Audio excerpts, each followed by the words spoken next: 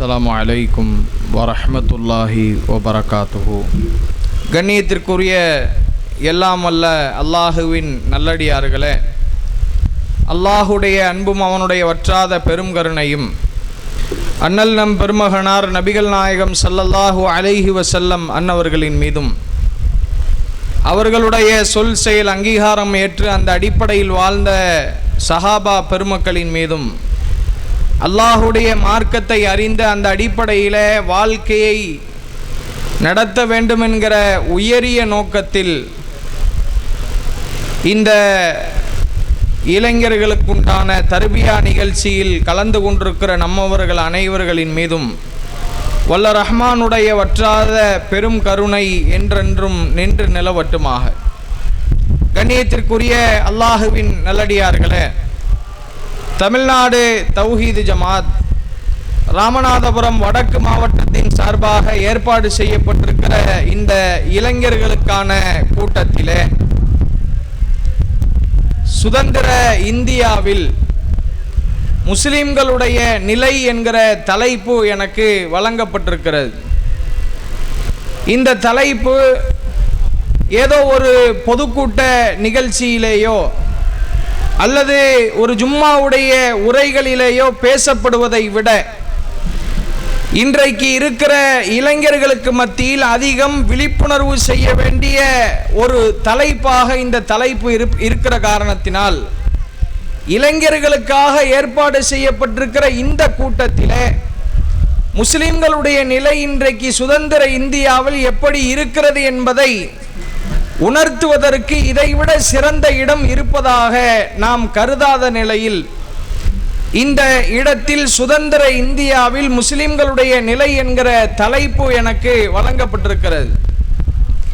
கண்ணியத்திற்குரிய அல்லாஹுவின் நல்லடியார்களே, அன்பு இளவல்களே, இளைஞர்களே, நாம் வாழ்ந்து கொண்டிருக்கிற இந்த இந்தியா என்கிற நாடு, அதில் வாழக்கூடிய முஸ்லிம்களாகிய நாம், நம்முடைய வாழ்க்கை இன்றைக்கு மதச்சார்பின்மையான நாடு என்று இந்த இந்திய நாடு போற்றப்படுகிறது. வேற்றுமையில் ஒற்றுமை என்று இந்த நாடு பிற நாடுகளால் சிறப்பிக்கப்படுகிறது. பல மொழி பேசக்கூடியவர்கள் இந்த நாட்டில் இருந்தாலும் கூட, பல மதங்களை சேர்ந்தவர்கள் இந்த நாட்டிலே இருந்தாலும் கூட, பல கொள்கை கோட்பாடுகளை கொண்ட மக்கள் இந்த நாட்டிலே வாழக்கூடியவர்களாக இருந்தாலும் கூட, அவர்கள் அத்துணை பேர்களும் ஒருமித்த கருத்திலே சகோதரர்களாக வாழ்ந்து கொண்டிருக்கிறார்கள். இந்த நிலை உலக நாடுகளில் உள்ள அனைத்து மக்களுமே இந்திய நாட்டை பற்றி பெருமையாக பேசுகிறார்கள். இந்தியா என்பது ஒரு மதச்சார்பின்மையான நாடு. யாருக்கும் இந்த நாடோ இந்த நாடு செய்யக்கூடிய அரசியலோ அரசாங்கமோ குறிப்பிட்ட ஒரு சாராருக்கு பக்க சார்பாக இருக்காது. பெரும்பான்மையான மக்களாக முஸ்லிம்கள் இல்லாவிட்டாலும் கிறிஸ்தவர்கள் இல்லாவிட்டாலும் இந்திய நாட்டில் வாழக்கூடிய ஒரு சிறுபான்மை சமுதாயம் பெரும்பான்மை சமூக மக்களுக்கு என்ன உரிமையோ அதே உரிமை அவர்களுக்கு இங்கே கொடுக்கப்படும். அவர்களுக்கு எல்லா உரிமைகளும் பெரும்பான்மை சமூகத்தை போன்றே வழங்கப்படும் என்று நம்முடைய நாட்டு அரசியல் சாசனம் சொல்லுகிறது. ஆனால் இன்றைக்கு இந்தியாவிலே வாழக்கூடிய நம்முடைய நிலையை கொஞ்சம் நீங்கள் எடுத்து பார்த்தீர்கள் என்று சொன்னால், சுதந்திர இந்தியாவிலே முஸ்லிம்களுடைய நிலை, இந்தியாவை ஆளக்கூடிய அரசாங்கம் மதச்சார்பின்மை நாடாக இந்த நாட்டை உருவாக்குகிறார்களா என்று பார்த்தீர்கள் என்று சொன்னால், குறிப்பிட்ட ஒரு சமூகத்தை ஓப்பன் டிக்ளேர் பண்ண வேண்டும் என்றால் இஸ்லாமிய சமூகத்தை வஞ்சிக்கக்கூடிய காட்சியை கண்கூடாக நம்மால் என்ன செய்ய முடியாது, பார்க்க முடிகிறது. இங்கே குழுமி இருக்கக்கூடிய இஸ்லாமிய இளைஞர்கள் இந்த விஷயத்தில் மிகுந்த கவனத்தோடு இருக்க வேண்டும் என்பதை மனதில் ஆழமாக பதிவு செய்து கொள்ளுங்கள். இவர்கள் செய்கிற ஒவ்வொரு செயல்களும் நம்முடைய உள்ளத்தில் ஏதோ ஒரு மூலையிலே, நாம வெளிநாட்டிலிருந்து இங்க வந்துட்டோம் போல தெரியுது, அதனால தான் நம்முடைய ஆடை உரிமை பறிக்கப்படுகிறது, அதனால தான் நம்முடைய உணவு உரிமையை பறிக்கிறான். நீங்க இந்திய குடிமகனா ஆகணும்னா உங்களுடைய தாத்தா, அவருக்கு முந்தின தாத்தா, எல்லாருமே இங்கே பிறந்ததுக்கு உண்டான சர்டிபிகேட் எல்லாம் கேட்கிறானே. ஏன் கேட்கிறான்? இதெல்லாம் கேட்கும் பொழுது நம்முடைய உள்ளத்துக்குள்ள என்ன தோணும்? நாம எல்லாம் வெளியூர்ல இருந்து வந்துட்டோம் போல, நம்ம வாப்பா வாப்பாக்கு வாப்பா வாப்பாக்கு வாப்பா இப்படியே போனா நம்மளுடைய மூதாதையர்கள்லாம் ஏதோ அரபு நாட்டில இருந்து இங்கே இறக்குமதி செய்யப்பட்டவர்கள் போல என்கிற ஒரு கருத்து சித்திரம் நம்முடைய உள்ளத்திலேயே உருவாகக்கூடிய அளவிற்கு இன்றைக்கு இஸ்லாமிய சமூகம் இந்த இந்திய நாட்டிலே வஞ்சிக்கப்படுவதை, அவர்களுடைய உரிமைகள் பறிக்கப்படுவதை கண்கூடாக நம்மால் பார்க்க முடிகிறது. ஆனால் நாம் யார்? முஸ்லிம்களாக இந்த நாட்டிலே வாழக்கூடிய நாம் எப்படிப்பட்ட வரலாற்றை கொண்டவர்கள் என்பதை இஸ்லாமிய இளைஞர்கள் அடிப்படையாக தெரிந்து கொள்ள வேண்டும். இந்த இந்திய நாட்டை ஆங்கிலேயர்களிடத்தில் இருந்து பிடுங்கி சுதந்திரத்தை நிலைநாட்டுவதற்கு முன்பாக ஆங்கிலேயர்கள் எத்தனை வருஷம் இந்தியாவை ஆட்சி செஞ்சாங்க? யாருக்காவது தெரியுமா? தெரிஞ்ச இளைஞர்கள் கை தூக்குங்க பார்ப்போம்.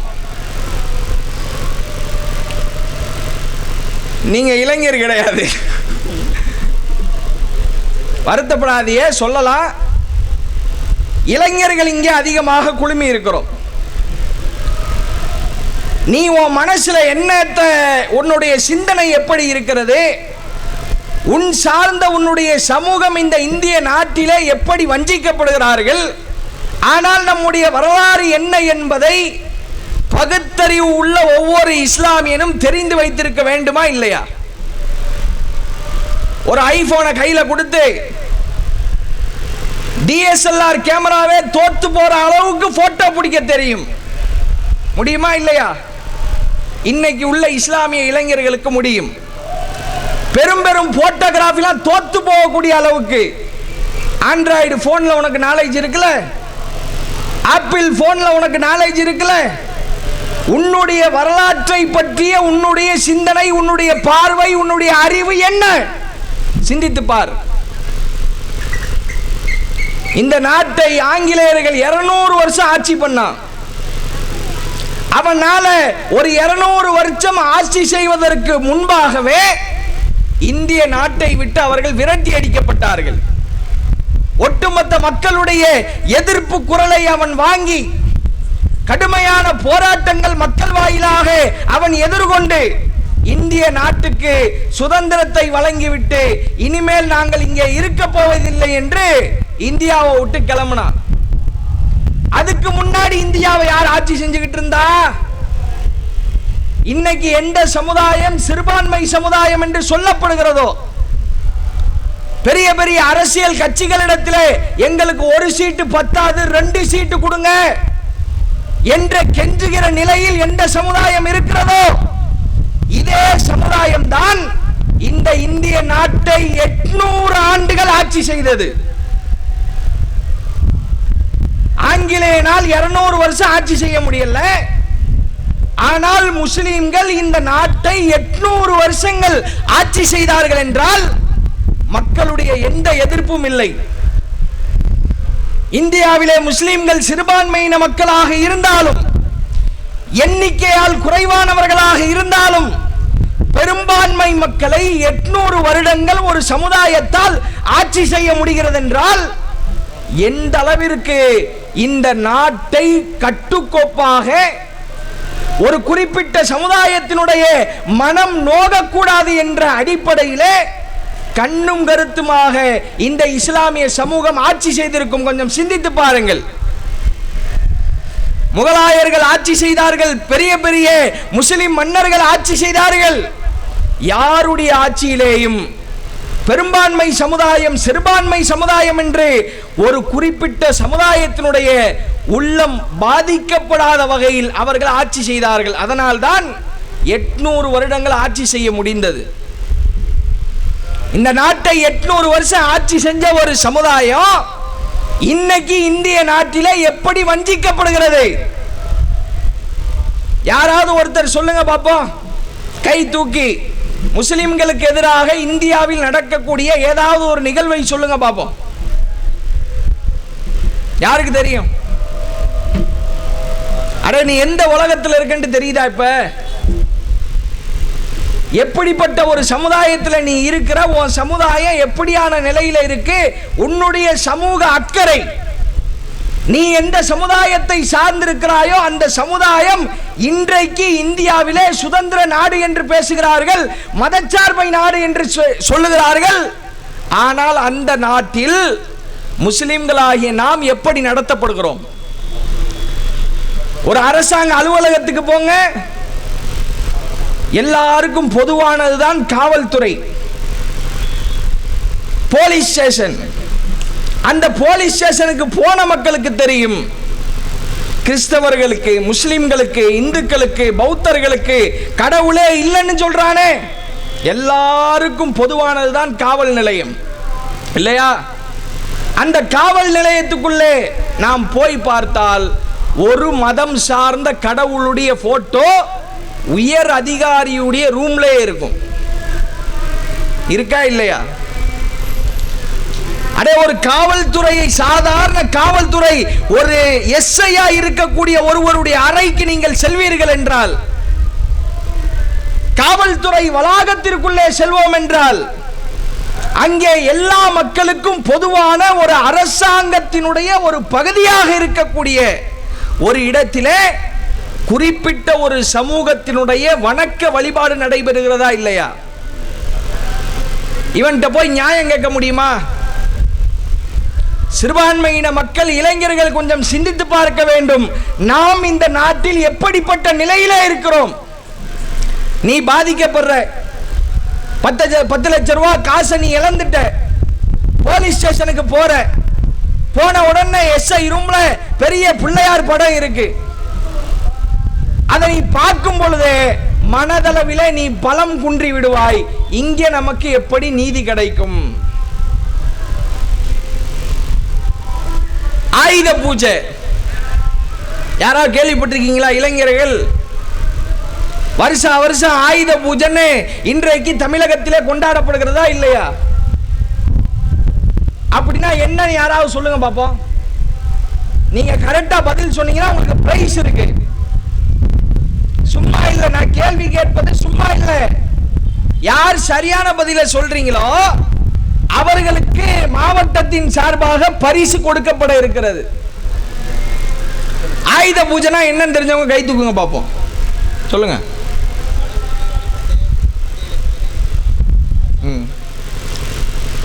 இன்னும் யார் தெளிவா சொல்லுவா? சொல்லுங்க.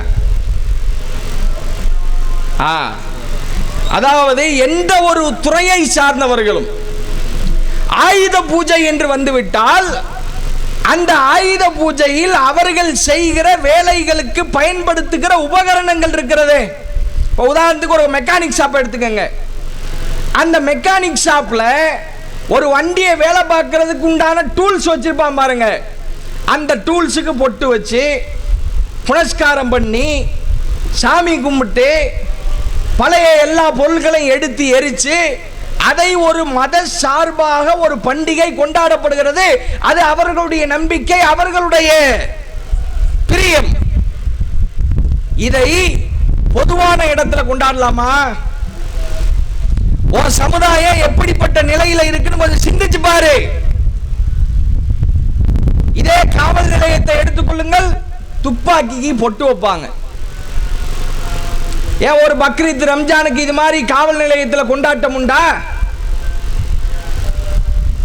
அடே, ஒரு டேம்ல தண்ணியை திறப்பாங்க. டேம்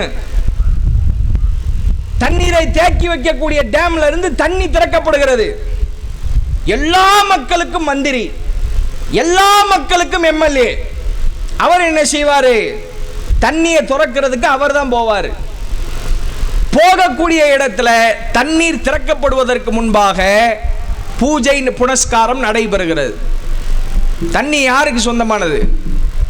ஏதோ இதுல இருந்து வர்ற தண்ணியை பூரா ஒரு குறிப்பிட்ட சமூகம் மட்டும்தான் அந்த தண்ணியை குடிப்பாங்களா? எல்லா மக்களுக்கும் பொதுவான ஒரு இடத்தில் பொதுவான அமைச்சர் போய் திறந்து வைக்கக்கூடிய இடத்திலேயே ஒரு மத சடங்கு நடைபெறுகிறதா இல்லையா? நான் இப்படி செய்வதனால் கிறிஸ்தவ மக்கள் பாதிக்கப்படுவார்கள் என்கிற சிந்தனை இருக்கா இல்லையா?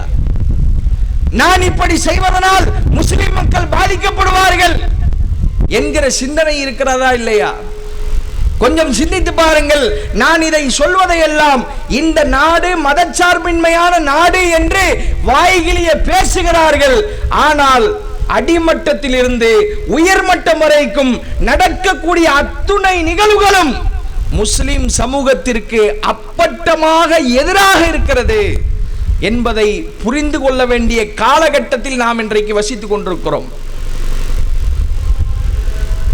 முன்னாடி வாழ்ந்த கலைஞர் கருணாநிதி அவர் சொன்னாரு, சமத்துவ பொங்கலை அனைவரும் கொண்டாட வேண்டும். சமத்துவ பொங்கல் தான் என்னன்னு தெரியுமா? சமத்துவ பொங்கல் தான் என்னது தெரியுமா? சமத்துவ பொங்கல் என்ன? சூரியனை கடவுளாக வழிபடக்கூடிய ஒரு பண்டிகை அது. சூரியனுக்கு என்ன செய்வாங்க? அவர்கள் அதை வழிபாட்டாக அவர்கள் செய்கிறார்கள் ஒரு சாரார். அதை தமிழகத்தில் இருக்கக்கூடிய அனைத்து அரசு துறையில் இருக்கக்கூடிய ஊழியர்களும் அந்த பண்டிகையை கொண்டாட வேண்டும். இது மதச்சார்பின்மையான நாடா? நாம் வாழ்ந்து கொண்டிருக்கிற இந்த நாடு எந்த மதத்திற்கும் பக்க சார்பாக இருக்காது என்று தெளிவாக அரசியல் சாசனம் சொல்லுகிறது. ஆனால் முஸ்லிம்களே, உங்களுடைய நிலையை கொஞ்சம் எடுத்து பாருங்கள். எப்படியான ஒரு நாட்டிலே நாம் வாழ்ந்து கொண்டிருக்கிறோம் என்பதை ஒவ்வொரு நிகழ்வாக நீங்கள் எடுத்து பாருங்கள். இந்த நாட்டின் விடுதலைக்காக முஸ்லிம்கள் செய்த அந்த தியாகம் சாதாரணமான தியாகம் கிடையாது. ஏதோ நாம இன்றைக்கு மூன்றாம் தர குடிமக்கள் மாதிரி நடத்தப்படுகிறோமே, நம்முடைய உரிமைகள் பறிக்கப்படுகிறதே. ஆனால் நாம் யார்? நம்முடைய வரலாறு என்ன? இந்திய நாடு ஆங்கிலேயனுடைய கைவசத்திற்கு போனதற்கு பின்பாக அவரிடத்தில் இருந்த அந்த நாட்டை வெற்றி கொண்டு இந்தியாவிற்கு சுதந்திரத்தை வாங்கி கொடுத்ததில் முஸ்லிம்களுக்கு அளப்பெரிய பங்கு இருக்கிறது. ஏதோ ஒரு முஸ்லிமா நின்றுகிட்டு நான் இந்த இடத்துல நின்றுட்டு முஸ்லிம்களுடைய பெருமையை பேசுறார் இவரு, அப்படி நினைக்க வேண்டாம். ஒரு முஸ்லிம் அல்லாத, இஸ்லாத்தை தழுவாத ஒரு மிகப்பெரிய வரலாற்று ஆசிரியர், அவருடைய பெயர் குஷ்வந்த் சிங். அவர் இந்த சமூக மக்களுக்கு ஒரு வார இதழில் ஒரு செய்தியை சொல்கிறார். 1975 ஆண்டு 29ஆம் தேதி டிசம்பர் மாதம் வெளியான அவர் நடத்துகிற அந்த வார இதழிலே அவர் ஒரு செய்தியை இந்த சமூக மக்களுக்கு சொன்னார். என்ன தெரியுமா சொன்னாரே? இந்த இந்திய நாட்டினுடைய சுதந்திர போராட்டத்திற்காக ஆங்கிலேயனை எதிர்த்து போராடியதிலே முஸ்லிம்களாகிய இந்த குறிப்பிட்ட சிறுபான்மை சமுதாயம் தன்னுடைய சதவிகிதத்திற்கும் அதிகமான உழைப்பை இந்த நாட்டிற்காக வேண்டி நடத்தி இருக்கிறார்கள். அப்படிப்பட்ட ஒரு இஸ்லாத்தை தழுவாத ஒரு மிகப்பெரிய வரலாற்று ஆசிரியர் சொல்லுகிறார், இந்திய நாட்டினுடைய சுதந்திரத்திற்காக வேண்டி முஸ்லிம்கள் தன்னுடைய சதவிகிதத்திற்கும் அதிகமாக உழைத்திருக்கிறார்கள். அப்படி என்றால் ஒரு 20% இந்த நாட்டிலே முஸ்லிம்கள் நாங்கள் இருக்கிறோம் என்று சொன்னால் அந்த 20% மக்கள் எல்லாரும் சுதந்திரத்திற்காக போராடுவாங்களா? போராட மாட்டாங்க. ஆனால் அந்த வரலாற்று ஆசிரியர் சொல்லுகிறார், முஸ்லிம்கள் தன்னுடைய சதவிகிதத்திற்கும் அதிகமாக உழைத்திருக்கிறார்கள். 20 பேர் இருந்தான்னா 40 பேர் செய்ய வேண்டிய வேலையை முஸ்லிம்கள் செய்தார்கள். 50 பேர் இருந்தால் 100 பேர் செய்யக்கூடிய தியாகத்தை 50 பேர்கள் செய்தார்கள். இப்படிப்பட்ட உழைப்பிற்கு சொந்தக்காரர்களாக முஸ்லிம்கள் நாம் வாழுகிறோமே. நம்முடைய வரலாற்றை இன்றைக்கு முஸ்லிம் இளைஞர்கள் தெரிந்திருக்கிறார்களா இல்லையா? எத்தனையோ ஸ்கூல் புத்தகங்கள்ல நாம படிச்சிருப்போம். வருஷா வருஷம் சுதந்திர தின விழாண்டு இந்திய நாடு முழுவதும் கொண்டாடப்படுகிறது. இந்திய நாட்டினுடைய விடுதலைக்காக போராடிய ஒரு முஸ்லிம் சுதந்திர போராளியினுடைய பெயர், அவருடைய வரலாறு தெரிந்த ஆட்கள் கை தூக்குங்க பார்ப்போம். ஒரு இளைஞன் கை தூக்கு பார்ப்போம்.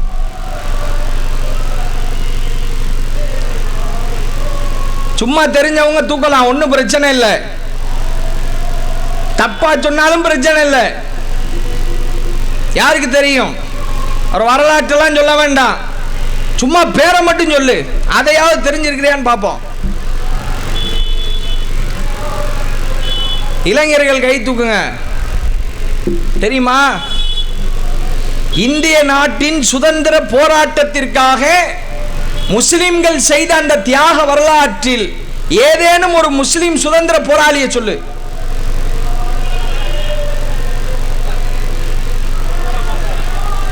அவர் என்ன சொல்றாப்ல? ஷா நவாஸ் கான், வேற திப்பு சுல்தான், வேற பகதூர் ஷா, வேற ஹைதர் அலி, வேற மருதநாயகம். இப்ப இவர் சொன்னார் பார்த்தீங்களா ஒரு பேரு, மருதநாயகம். எத்தனையோ போராளிகள் சுதந்திரத்திற்காக இந்தியா நாட்டினுடைய விடுதலைக்காக போராடிய மக்கள்ல எவ்வளவோ முஸ்லிம் போராளிகள் இருக்கிறார்கள். ஆனால் அந்த வரலாற்றிலேயே சிறப்பு மிக்க என்னை கவர்ந்த ஒரு மிகப்பெரிய சுதந்திர போராட்ட தியாகி யார் என்று சொன்னால் மருதநாயகம் என்கிற பெயரிலே வாழ்ந்த கான் சாஹிப், யூசுப் கான் சாஹிப் என்று அவர் அழைக்கப்படுகிறார் வரலாற்றிலே. இவரை ஏன் நமக்கு பிடிக்கிறது என்று சொன்னால், கமலஹாசன் இருக்கிறார்ல, கமலஹாசன் யாரு? நடிகர். இவர் மருதநாயகம் என்று ஒரு படத்தை தயாரித்தார், அது வெளியாகல. மிகப்பெரிய பொருள் செலவிலே மருதநாயகம் என்கிற இவருடைய வாழ்க்கை வரலாற்றை படமாக்குவதற்காக இந்திய நாட்டின் சுதந்திர, இவரை ஏன் தேர்வு செஞ்சார் தெரியுமா? அதான் பியூட்டியே. இந்திய நாட்டின் சுதந்திரத்திற்காக கடுமையாக போராடியவர்களில் எவராவது ஒருவருடைய வரலாற்றை படமாக்க வேண்டும், அதுதான் அவருடைய நோக்கம். இளைஞர்கள் நல்லா கேளு, காது கொடுத்து கேளு. அப்ப யாரை நாம தேர்வு செய்யலாம், யாருடைய வரலாற்றை படமா எடுக்கலான்னு அவர் நினைக்கும் போது டைரக்டா கிளம்பி லண்டனுக்கே போறார். யார் இந்தியாவை பிடிச்சு வச்சிருந்தானோ அவன்கிட்டே போய், உங்களுக்கு அதிகமான குடைச்சல் கொடுத்தது யாரு? இந்தியாவை ஆட்சி செய்யும் போது உங்களுக்கு எதிராக போராடியவர்களிலேயே நீங்கள் அதிகமான குடைச்சலை சந்திச்சதுன்னா யார சொல்லுவீங்க? அப்பொழுது அங்கே உள்ள பெரும்பெரும் புள்ளிகள் சொன்ன ஒரே வார்த்தை கான் சாஹிப், யூசுப்.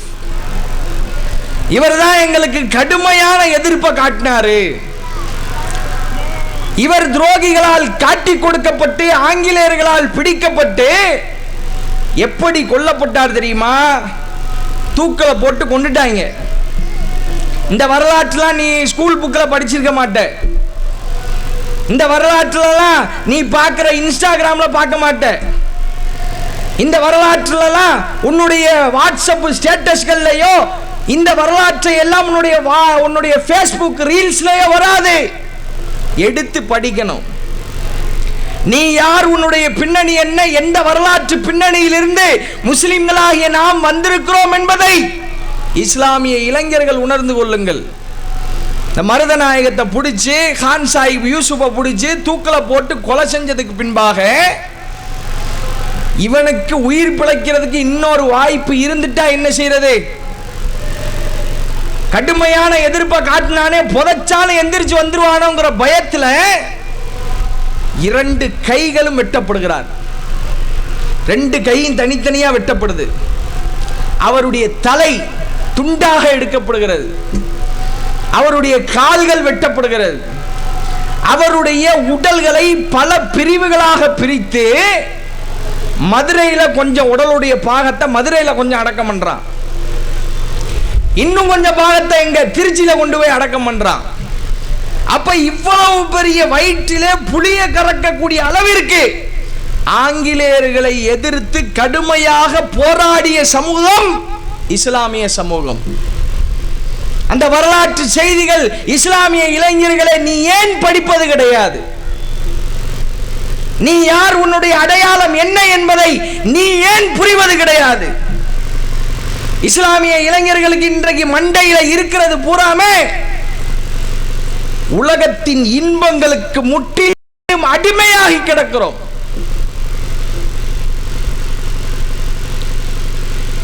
அரை மணி நேரம் புத்தகத்தை எடுத்து நம்மால் படிக்க முடியாது, வரலாற்றை வாசிக்க முடியாது.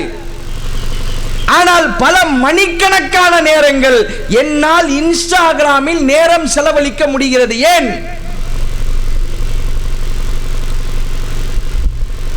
உன்னால் உன்னுடைய மார்க்கத்தை பற்றி, உன்னுடைய வரலாற்றை பற்றி படிக்க முடியவில்லை. உன்னுடைய சமுதாயத்தின் நிலையை உன்னால் உணர முடியவில்லை. ஆனால் அழகான ஒரு பெண் நடனமாடுவதை இளைஞர்களால் ரசிக்க முடிகிறது.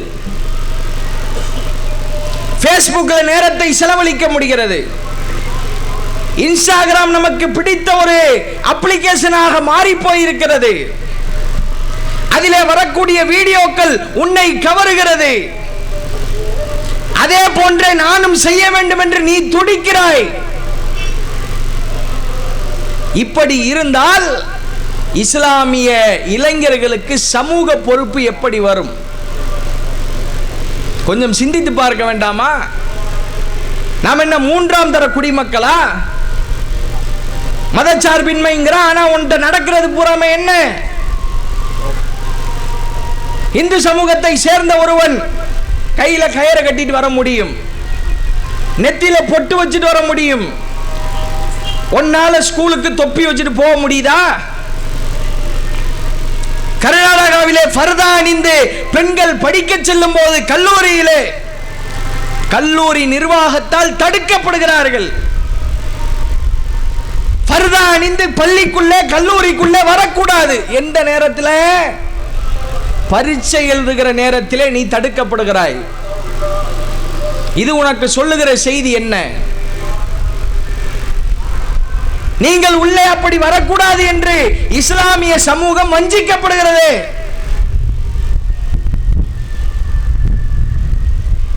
உணவு உரிமை என்பது அனைவருக்கும் சமம். ஆனா நீ பீஃப் சாப்பிடக்கூடாது. மாட்டுக்கறி சாப்பிட்டா அடிச்சு கொள்வேன். முகமது அஹ்லாக் என்பவர் ஊபியிலே ஒரு கிராமமே சேர்ந்து 60 வயது மதிக்கத்தக்க ஒரு இஸ்லாமிய கிழவரை பீஃப் வைத்திருந்தார் என்று அடித்தே கொலை செய்தார்களே.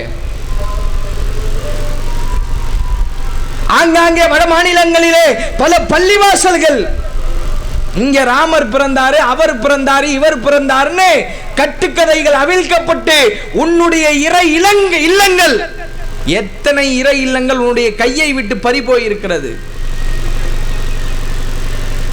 நீதிமன்றத்திலே நீதி வழங்கக்கூடியவர்கள் இஸ்லாமியர்களுக்கு என்று நீதி வழங்கப்படும் பொழுது மாத்திரம் கண்ணை பொத்தி அவர்களுடைய வரலாறு என்ன என்பதை பார்க்காமல் பக்க சார்பாக தீர்ப்பளிப்பதை இஸ்லாமிய இளைஞர்களாகிய நீங்கள் கவனிக்கவில்லையா? பாபர் மஸ்ஜித் என்கிற பள்ளிவாசல் முஸ்லிம்களிடத்திலிருந்து பறிக்கப்பட்டு அது இடிக்கப்பட்டு அங்கே ராமர் கோவிலும் இன்றைக்கு கட்டப்பட்டு விட்டதே. நீதிமன்ற தீர்ப்பு என்ன? இங்கே ராமர் பிறந்தார் என்பதற்கு எந்த அடையாள சுவடும் இல்லை. நீதிபதி சொல்றார், ராமர் பிறந்ததற்கு எந்த அடையாள சுவடும் இல்லை. ஆனால் பெரும்பான்மை சமூக மக்களுடைய மனம் நோகக்கூடாது என்பதற்கு இந்த தீர்ப்பை நாங்கள் வழங்குகிறோம் என்று பாபர் மஸ்ஜிதினுடைய இடத்தை முஸ்லிம்களிடத்திலிருந்து பறித்து எவன் பள்ளிவாசலை இடித்தானோ அவனுடைய கைகளிலேயே பள்ளிவாசல் ஒப்படைக்கப்பட்டதே. இஸ்லாமிய இளைஞர்களை, இதை நீங்கள் ஒரு கணம் சிந்தித்து பார்த்து இந்த நிலையில் உங்களுடைய மனதை அதற்கு நெருக்கமாக வைத்து என்றைக்காவது அல்லாஹ்விடத்தில் அதற்காக கையேந்தி துஆ செய்திருப்போமா? அல்லாஹ்வுடைய பள்ளிவாசல் என்பது சும்மாவா? இறைவனுக்கு வழிபாடு செய்கிற ஆலயம் என்பது நம்முடைய உயிரை விட மேலானது இல்லையா? ஆனால் உனக்கு இப்படிப்பட்ட அக்கிரமமான தீர்ப்பு வழங்கப்படுகிறது. இந்திய நாட்டிலே எத்தனையோ பேர் வெடிகுண்டு வழக்கில் மாற்றான், வெடிகுண்டு வச்சு காவல்துறையால் கைது செய்யப்பட்டு எத்தனையோ பேர் பல ஆண்டுகளாக சிறையிலே இருக்கிறார்கள். சாண்டன் பேரறிவாளன். இந்த பேரை யாராவது கேட்டிருக்கிறீங்களா இஸ்லாமிய சமூகத்தில்? யார் அவரு? அவங்க யாரு? ராஜீவ் காந்தி கொலை வழக்கில் உள்ளவங்க. ராஜீவ் காந்தி யாருன்னு தெரியுமா? யார் ராஜீவ் காந்தி? இந்தியாவுடைய பிரதமர். அவர் சில அயோக்கியர்களால் கொலை செய்யப்படுகிறார். எப்படி கொலை செய்யப்படுறாரு? சாதாரண கத்தி எடுத்து குத்துறது, கடத்திட்டு போய் கொள்றது அப்படி அல்ல. எதை தீவிரவாதி, எதை செஞ்சா தீவிரவாதி இன்னைக்கு நம்மளை அடையாளம் பண்றானோ அப்படிப்பட்ட வெடிகுண்டு தாக்குதலால் இந்திய நாட்டினுடைய பிரதமர் கொல்லப்பட்டார். அப்படி கொலை செய்த கொலை குற்றவாளிகள் இன்றைக்கு எங்கே இருக்கிறார்கள்? ஜெயிலில் இருக்காங்களா? எங்க இருக்காங்க? விடுதலை ஆகிவிட்டார்கள். அப்சல் குருனா யாருன்னு தெரியுமா? யார் அப்சல் குரு? சொல்லுங்க பாப்போம். புரியல?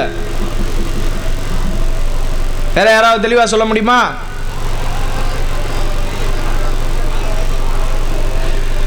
பாராளுமன்றத்தில் ஒரு வெடிகுண்டு நிகழ்வு நடக்கிறது. அந்த வெடிகுண்டு நிகழ்வு நடக்கும் பொழுது எத்தனையோ அங்கே உள்ள அத்துணை பேர்களையும் சுட்டு கொலை செய்கிறார்கள். அந்த வெடிகுண்டு பாராளுமன்ற வெடிகுண்டு வழக்கிலே அப்சல் குருவுக்கும் தொடர்பு இருக்கிறது என்று சந்தேகிக்கப்படுகிறது என்று இந்தியாவிலே அறிவிப்பு வெளியாகிறது. அப்சல் குரு தானாகவே வந்து சரணடைகிறார். யாரு? தானே முன் வந்து எனக்கு இதுக்கு சம்பந்தம் இல்லை, நீ என்னை எப்படினாலும் விசாரிச்சுக்கலாம், எப்படினாலும் என்னை நீ விசாரிச்சுக்கலாம். விசாரிக்கிறார்கள். கைது செய்து விசாரித்து அப்சல் குருவுக்கு மரண தண்டனை விதிக்கப்படுகிறது. நீதிபதி என்ன வார்த்தையை சொன்னான் தெரியுமா? அப்சல் குருவுக்கும் இந்த வெடிகுண்டு தாக்குதலுக்கும் நேரடி தொடர்பு இருப்பதாக எந்த சான்றும் இல்லை. நேரடி தொடர்பு இருப்பதாக எந்த சான்றும் இல்லை. இருந்தாலும் பெரும்பான்மை மக்களுடைய கூட்டு மனசாட்சியின் அடிப்படையிலே அப்சல் குருவுக்கு நாங்கள் தூக்கு தண்டனை விதிக்கிறோம். ஜனாதிபதிக்கு கருணை மனு எழுதப்படுகிறது. இரவோடு இரவாக அதை நிராகரித்து ஒரு தூக்கு தண்டனை கைதிக்கு தூக்கு தண்டனை அறிவிக்கப்பட்டுச்சுன்னு வச்சுக்கோங்க.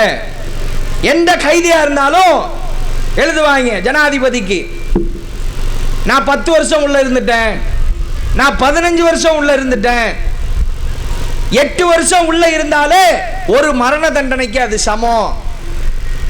நான் 20 வருஷம் இருந்துட்டேன், 25 வருஷம் இருந்துட்டேன், எனவே என்னை நீங்க வெளியே விடுங்க, என்னை மன்னிச்சிருங்க. உடனே ஜனாதிபதி என்ன செய்வாரு? பல ஆண்டுகள் இதை கடத்தி போடுவார். ஒரு கருணை மனு வருதுன்னா உடனே எடுத்து அதை விசாரிச்சு இவருக்கு கருணை ஓகே, தூக்கு தண்டனையை கேன்சல் பண்ணுங்க அப்படி சொல்ல மாட்டார். மரண தண்டனை விதிக்கப்பட்ட குற்றவாளிகளுக்கு கூட பல ஆண்டுகள் எடுத்து அதுக்கு பின்பாக சொல்லுவாரு, இவருடைய மரண தண்டனையை ஆயுள் தண்டனையாக குறைக்கிறோம். அதுக்கப்புறம் அதையும் குறைச்சு வெளியே அனுப்பிடுவாங்க. ஆனால் அப்சல் குருவுக்கு கருணை மனு போடப்பட்டு இரவோடு இரவாக 8 மணி நேரத்தில் அது நிராகரிக்கப்பட்டு அவனுடைய பிறந்த நாள் இன்னைக்கு மரண தண்டனை விதிக்கப்படுகிறது. நாளை அவன் பிறந்த தினம். அதிகாலை 3 மணிக்கெல்லாம் அந்த அப்சல் குருவை எந்த குற்றமும் செய்யாத ஒரு நிரபராதியை கூட்டு மனசாட்சி அடிப்படையில் தூக்குல போட்டீங்களடா. இஸ்லாமிய இளைஞர்களே, உன்னுடைய சமுதாயம் இந்த நிலையில் தான் இருக்கிறது என்பதை உணர்ந்து கொள். ஏதோ ஒத்த கையில ஒத்த சக்கரத்தில் வண்டி ஓட்டுறதுனால நீ பெரிய ஆள் இல்லை. அப்படி ஓட்டவனுக்கு பின்னாடி போறதுனால உனக்கு எந்த பயனும் இல்லை. இன்ஸ்டாகிராம்ல நேரத்தை செலவழிப்பதால் 5 பிசாக்கு பிரயோஜனம் இல்லை. நல்லா புரிஞ்சுக்க. நாளைக்கு உனக்கோ உன்னுடைய உடன் பிறந்தவர்களுக்கோ உன்னுடைய தாய்க்கோ உன்னுடைய தந்தைக்கோ இதே நிலை வந்தால் ஐயோ அம்மானு மண்டையில அடிச்சுக்கிட்டு கதறுவதற்கு முன்பாக விழித்துக்கொள். நீ சார்ந்த இந்த சமூகம் மனச்சார்பின்மையான நாட்டிலே வாழுகிறோம் என்று வாய்களிலே பேசிக் கொள்கிறார்கள். ஆனால் உன்னுடைய சமூகம் அடக்குமுறைக்கு ஆளாக்கப்பட்டு கொண்டே இருக்கிறது என்பதை உணர்ந்து கொள்.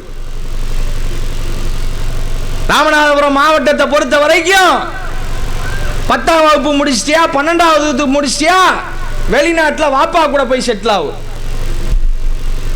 இந்த சமுதாயத்தின் தலைவிதி. 10 முடிச்சிட்டியா, 12 முடிச்சிட்டியா, நீங்க படிச்சு கிழிச்சதெல்லாம் போதும். பெத்தவங்களே சொல்லுவாங்க, நீங்க படிச்சு கிழிச்சதெல்லாம் போதும், வெளிநாட்டுக்கு போங்க. வெளிநாட்டுக்கு போய் அங்க போய் ஒரு 50,000 ரூபாய் அதிகபட்சம் சம்பாதிப்பார், 1 லட்சம் ரூபாய் அதிகபட்சம் சம்பாதிப்பார். இங்கே அரசாங்க துறைகளில் அரசாங்க நிறுவனங்களில் போய் ஏதேனும் ஒரு கோரிக்கையை நிறைவேற்றிக் கொள்வதற்கு இன்றைக்கு இஸ்லாமிய சமூகம் எந்த அளவிற்கு இக்கட்டான சூழ்நிலைக்கு ஆளாகிறது என்பதை நீங்கள் உணர்ந்து கொள்ளுங்கள். சாதாரண ஒரு பட்டா வாங்க முடியாது. ஓ சமுதாயம் மற்றவன் கேட்டா உடனே கொடுப்பான், நீ கேட்டா உடனே கிடைக்காது. ஒரு பொதுக்கூட்டத்துக்கு பர்மிஷன் கேட்ப, மார்க்கத்தை சொல்லுவதற்கு, மற்றவன் கேட்டா உடனே அதுக்கு அனுமதி, முஸ்லிம்கள் கேட்டா அதுக்கு அனுமதி இல்லை. சாதாரண மீட்டிங்க்கு கூட உன்னுடைய சமுதாயத்தின் நிலை இதுதான். நீதிமன்றங்களிலே நீதித்துறைகளிலே வஞ்சிக்கப்பட்ட இந்த இஸ்லாமிய சமூகத்திற்கு குரல் கொடுப்பதற்கு எத்தனை வக்கீல்கள் இஸ்லாமிய சமூகத்தில் இருக்கிறார்கள். படிக்கிறியா நீ? அத ஏன் சமுதாயத்திற்காக பாதிக்கப்பட்ட மக்களுக்காக நீதிமன்றத்தினுடைய படியேறி நீதிபதிக்கு முன்பாக வாதாடி என் சமூக மக்களுக்கு குரலாய் நான் இருப்பேன். எத்தனை பேர் படிக்கிற? 10 படிச்சுட்டா போதும், 12 படிச்சுட்டா போதும். வெளிநாட்டு வாழ்க்கையிலே காலத்தை கழித்து காலம் காலமாக இந்த சமூகம் வஞ்சிக்கப்பட்டு கொண்டிருக்கிறது. படிப்புக்கு எதிரான மார்க்கத்திலே நம்ம இருக்கிறோம். நாம இந்த நாட்டில் 3ஆம் தர குடிமக்களாக நடத்தப்படுகிறோம். அதிலிருந்து நாம் மீள வேண்டும் என்றால், தலை நிமிர வேண்டும் என்றால், இளைஞர்களே ஒன்றை நன்றாக புரிந்து கொள்ளுங்கள். உன்னுடைய சமுதாயத்திற்காக படி. சச்சார் கமிஷன் என்று ஒரு கமிஷனை போட்டாங்க. இந்தியாவில் வாழக்கூடிய முஸ்லிம்களுடைய நிலையை அந்த சச்சார் கமிட்டியினுடைய அறிக்கை தெளிவாக சொல்லுகிறது. முஸ்லிம்களுடைய நிலை இந்தியாவிலே எஸ்சி எஸ்டி இருக்காங்க பாருங்க, அவங்களுக்கும் கீழாக முஸ்லிம்கள் இருக்கிறார்கள். 140 பேரு மாற்று ஆடை இல்லாமல் இருக்கிறார்கள். 3 வேளை உணவை இந்த சமூகம் நல்ல முறையிலே சாப்பிடுவது கிடையாது. இப்படிப்பட்ட உன்னுடைய சமுதாயத்தின் நிலையை பற்றி கொஞ்சமும் கவலை இல்லாமல் கடலோர மாவட்டங்களில் போதை வஸ்துக்கள் அதிகமாக புழங்குகிறதா? பார்த்துக்க. கஞ்சா அடிக்கிறது, சீரட் அடிக்கிறது, சாராயத்துக்கு அடிமையாகிறது, போதை ஊசி ஏத்துறது. நான் இங்க இருக்கிற மக்கள் அப்படி செய்யறாங்கன்னு சொல்லல. அப்படிப்பட்ட ஒரு நிலைக்கு நாம பல பேரை நம்ம கண்ணு முன்னாடி பார்க்கிறோம். முஸ்லிம்களில் ஒரு சிலரை அதை செய்யறான். அவன் உன் நண்பனா இருப்பான். அவனை வழி திருத்த வேண்டியது உன்னுடைய பொறுப்பாக இருக்கிறது. திட்டமிட்டே உன்னுடைய கைகளில், இஸ்லாமிய சமூகத்தினுடைய கைகளிலே போதை வஸ்துக்கள் திணிக்கப்படுகிறது. அதிலிருந்து உன்னுடைய சமுதாயத்தை மீட்டெடுக்க வேண்டிய நிலையிலே நீ இருக்கிறாய் என்பதை நீ உணர்ந்து கொள். உன்னுடைய சமுதாயத்தை கல்வியிலே, வேலை வாய்ப்பிலே முன்னேறிய சமூகமாக நீ மாற்ற வேண்டும் என்றால் அந்த மாற்றத்தை உன்னிலிருந்து ஆரம்பி. படி. கல்வி மாத்திரம்தான் உன்னுடைய சமுதாயத்தை உயர்த்தும். எத்தனையோ பேரை கண் கூட பார்க்குறோம், நம்மளுக்கு கீழே இருந்தவெல்லாம் எந்திரிச்சு போயிட்டு இருக்கான். வாங்க முடியட்டும்.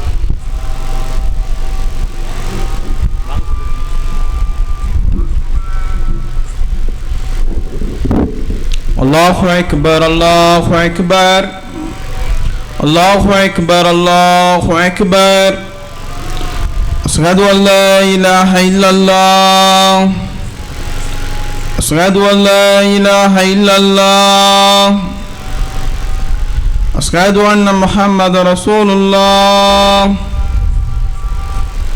அஷ்ஹது அன்ன முஹம்மது ரசூலுல்லாஹ். حي على الصلاة حي على الصلاة حي على الفلاح حي على الفلاح.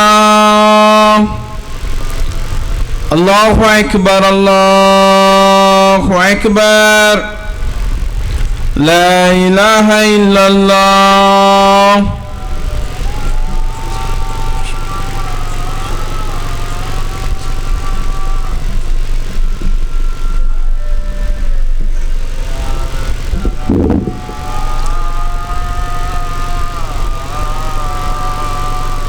இப்போ இஸ்லாமிய இளைஞர்களாக இருக்கக்கூடிய நாம ஒரு சில அடிப்படையான விஷயங்களை இந்த கூட்டத்திலிருந்து வெளியே போறதுக்கு முன்பாக மனதில் ஏந்திய மக்களாக போகணும். அல்லாஹ் இந்த வாழ்க்கையை ஒன்று வீணான காரியங்களுக்கு செலவழிப்பதற்கு இந்த வாழ்க்கையை உனக்கு கொடுக்கல. இந்த வாழ்க்கை உயிர் என்பது சாதாரணமா இந்த உடல்ல இருக்கக்கூடிய இந்த உயிர் அல்லாஹ்வுடைய நாட்டத்தால் எப்பனாலும் போகும். அப்படி போகக்கூடிய நிலையில் மறுமை என்கிற அந்த வாழ்க்கையில் இங்கே இருக்கக்கூடிய அத்துணை மக்களும் கேள்வி கேட்கப்பட இருக்கிறோம். இளமை என்கிற இந்த பருவம் சாதாரணமான பருவம் கிடையாது. இறைவனால் கொடுக்கப்பட்ட மிகப்பெரிய அருட்கொடை. வலதுஸ்அலுன்ன யௌமைதின் அனின் நஈம். உங்களுக்கு கொடுக்கப்பட்ட ஒவ்வொரு அருட்கொடைகள் குறித்தும் கண்டிப்பாக அல்லாஹ்வால் விசாரிக்கப்படுவீர்கள். அந்த நம்பிக்கை இருக்கா இல்லையா? ஒரு நாள் செத்து போவோம், ஒரு நாள் மண்ணாக மக்கி போவோம். நமக்கும் ஒரு 100-200 பேர் வந்து அழுகத்தான் போகிறார்கள். நமக்கும் கஃன் சுத்தப்பட போகிறது, நமக்கும் ஜனாசா தொழுகை இருக்கிறது என்கிற சிந்தனை இளைஞர்களுக்கு இல்லையா? இதே ராமநாதபுரத்தில் எத்தனை ஆக்சிடென்ட் செய்தியை நீ கேட்கிற? இளைய பருவத்திலேயே உயிரை விட்ட எத்தனையோ பேர்களை வரலாற்றிலே பார்க்கிறோமே. அது மாதிரி உன்னுடைய உயிர் போகாது என்று என்ன நிச்சயம்? அல்லாஹ் பாதுகாக்க வேண்டும். சமூக அக்கறையோடு வாழ்ந்து உயிரோடு வாழ்ந்தான், செத்தான், இந்த சமூகத்திற்கு மிக பெரும் உதவியாக இருந்தான் என்கிற பெயரோடு மரணிக்க வேண்டும். இஸ்லாம் அதைத்தானங்க சொல்லுது. அல்லாஹ்வுடைய தூதர் நபிகள் நாயகம் ஸல்லல்லாஹு அலைஹி வஸல்லம் அவர்கள் சொன்னார்கள், அத்தீனு அன்-நஸீஹா. நீ சார்ந்திருக்கிற இஸ்லாம் என்கிற இந்த மார்க்கம் பிறருடைய நலனின் மீது அக்கறை கொள்கிற மார்க்கம். அக்கறை இருக்கா உனக்கு? யோசிச்சு பார். என் கூட பிறந்தவன் மேல எனக்கு அக்கறை இருக்கு, அது பெருசு இல்லை. 3 வேளை சாப்பாட்டுக்கு கஷ்டப்படுறான் பாரு, அவன் மேல நீ அக்கறை பட்டியா? பொருளாதாரத்தில் ஏழ்மையான நிலையில உன் சமுதாயம் தள்ளப்பட்டு கிடக்கும் போது அதை வேடிக்கை பார்த்துட்டு எனக்கு என்ன, எவன் எக்கேடு கெட்டு போனா எனக்கு என்ன? ஒரு கூட்டம் போதையில அடிமையாகும் போது நான் தொழுக போனா போதும், நான் நல்லவனா இருந்தா போதும், நான் யோக்கியனா வாழ்ந்தா போதும், எவன் பஞ்சாயத்துக்கு நான் போக மாட்டேன். இந்த வாழ்க்கை எதுக்கு வாழணும்? வல்தக்கும் மின்கும் உம்மத்துன் யதுஊன இலல் கைரி யஅமுரூன பில் மஅரூஃப் வ யன்ஹவுன அனில் முன்கர். உங்களிலே ஒரு கூட்டம் இருக்கட்டும், அவர்கள் நன்மையை ஏவிக்கொண்டே இருக்கட்டும், தீமையை தடுத்து கொண்டே இருக்கட்டும். அந்த கூட்டம் உன்கிட்ட இருக்கட்டும்ங்கிறான் அல்லாஹ். உன்கிட்ட இருக்கா? சிந்திச்சு பார். எத்தனை பேர் நல்வழிக்கு ஒரு வார்த்தையை எடுத்து வைத்திருப்பாய், ஒரு வார்த்தையை. இதுல ஒரு கூட்டம் காதோல் பண்ணிட்டு திரியிறாங்க. இங்கே குழுமி இருக்கிற அல்லாஹ் பாதுகாக்க வேண்டும். ஏண்டா காதல் பண்றேன்னு கேட்டா, காதல் புனிதமானதுங்கிறான். யார் இவன்? லா இலாஹ இல்லல்லாஹ் முஹம்மது ரசூலுல்லாஹ் கலிமா சொன்னவன். எல்லாத்தையும் அழகா பண்றான், காதலையும் அழகா பண்றான். மனிதர் உணர்ந்து கொள்ள இது மனித காதல் அல்ல, அதையும் தாண்டி புனிதமானது. மூதேவி தேவையா இது? சிந்திக்க வேணாமா? அந்நிய பெண்ணை ஏறெடுத்து பார்ப்பது, உன்னுடைய பார்வையை அந்நிய பெண் மீது செலுத்துவது ஒரு ஆண் மகனுக்கு அழகு கிடையாது. காதல் புனிதமானதுங்கிறான். ஆனா கடற்கரையில ஏதோ ஒரு மூலையில தான் அவன் காதல் புனிதமா இருக்கு. நல்ல ஆண்மகன் என்ன செய்யணும்? ஒரு பொண்ணை விரும்புறியா, அவங்க அத்தாட்ட போய் பேசுறதுக்கு துணிவு இருக்கா? ஏன்? வேலை வெட்டி இல்லை, வெட்டி ஆபீசரா இருக்கிறேன், எனக்கு பொண்ணு கொடுப்பாங்களா? கொடுக்க மாட்டாங்க. வருங்காலத்தில் பெரிய ஆளா நான் ஆயிடுவேன் அப்படி சொன்னா எவனாவது பொண்ணு கொடுப்பானா? கொடுக்க மாட்டான். ஒரு கூட்டம் இந்த காதல்ல அவன் சிந்தனை பூராமே அதிலேயே தான் இருக்கும். நைட்டு வீட்டில் எல்லாரும் கப்சிப்புன்னு தூங்குவாங்க, எல்லா லைட்டும் ஆஃப் ஆகும். இவன் போர்வையில மட்டும் லைட் எரிஞ்சுக்கிட்டு இருக்கும். ஏதோ ஒரு தனி கிரகத்திலே இருப்பாங்க அவங்க. அப்படி ஒரு கூட்டம் இருக்கு. ஒரு கூட்டம் போதையில, ஒரு கூட்டம் பொம்பளைக்கு பின்னாடி, ஒரு கூட்டம் சமூக வலைதளங்கள்ல ஆபாசமான பேச்சுக்கள், அருவருக்கத்தக்க வீடியோக்களை பார்ப்பது, அதை ரசிப்பது, அதை பரப்புவது. இப்படி இருந்தால் இந்த சமூகம் உருப்படுமா? கொஞ்சம் சிந்தித்து பாருங்கள். நான் சொல்லுவதில் யாரும் விதிவிலக்கானவர்கள் இல்லை, அல்லாஹ் பாதுகாத்தவர்களை தவிர. இந்த சமூகத்தினுடைய நிலை என்ன? இந்த சமூகம் எப்படி இந்த இந்தியாவிலே பின்தங்கிய நிலையிலே இருக்கிறது? கல்வியிலே, வேலை வாய்ப்பிலே இடஒதுக்கீடு குடு, இடஒதுக்கீடு குடு போராட்டம். ஆண்கள், பெண்கள், இளைஞர்கள் என லட்சக்கணக்கான மக்கள் திரண்டு போராட்டத்தால் பயனில்லை. இந்த வச்சுக்க 3% கொடுத்துட்டான். படிக்கிறியா? வேலை வாய்ப்புக்கு இடஒதுக்கீடு கேட்டியே, அதை வாங்கினியே. அந்த இடத்துக்கு போறதுக்கு எத்தனை பேர் கவர்மெண்ட் வேலைக்காக வேண்டி படிக்கிற? யோசிப்பார். எத்தனை பேர் படிக்கிறோம்? நான் ஒரு அரசாங்க பதவியில் இருந்தால், அரசாங்க உத்தியோகத்தில் இருந்தால், நான் என்னுடைய சமுதாயத்திற்கு ஏதேனும் ஒரு வழியிலே பயனளிக்க முடியும்.